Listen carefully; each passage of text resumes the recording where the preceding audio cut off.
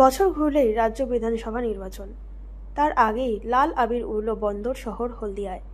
হলদিয়া doc ইনস্টিটিউটের পরিচালন সমিতির নির্বাচনে ফের জয়লাভ করল বাম সমর্থিত প্রগতিশীল জোট। হলদিয়া ডক ইনস্টিটিউটের পরিচালন সমিতির বোর্ডের একজন সহসভাপতি ও 18 জন সদস্য পদের জন্য গতকাল 28 মার্চ শুক্রবার কেন্দ্রীয় বাহিনীর কড়া নিরাপত্তায় ভোট হয়। মোট 19টি আসনে 56 জন প্রার্থী প্রতিদ্বন্দ্বিতা করেছিল। শনিবার বিকেলে ফলাফল ঘোষণার শুরু থেকেই এগিয়ে ছিল বাম সমর্থিত প্রগতিশীল জোটের প্রার্থীরা।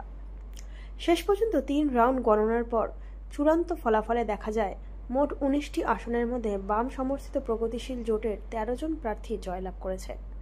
অন্যদিকে তৃণমূল সমর্থিত আইএনটিটিইউসির একজন সহসভাপতি সহ মোট 6 জন প্রার্থী জয়লাভ করেছে।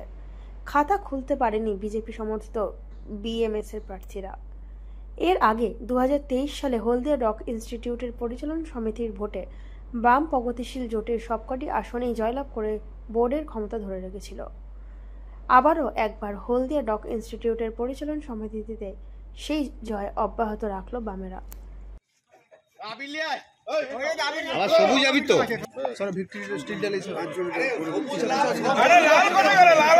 বন্দে মাতরম বন্দে মাতরম বন্দে মাতরম বন্দে মাতরম বন্দে মাতরম বন্দে মাতরম প্রগতিশীল জোট জিন্দাবাদ প্রগতিশীল জোট জিন্দাবাদ প্রগতিশীল জোট জিন্দাবাদ ইনকলাব জিন্দাবাদ জিন্দাবাদ।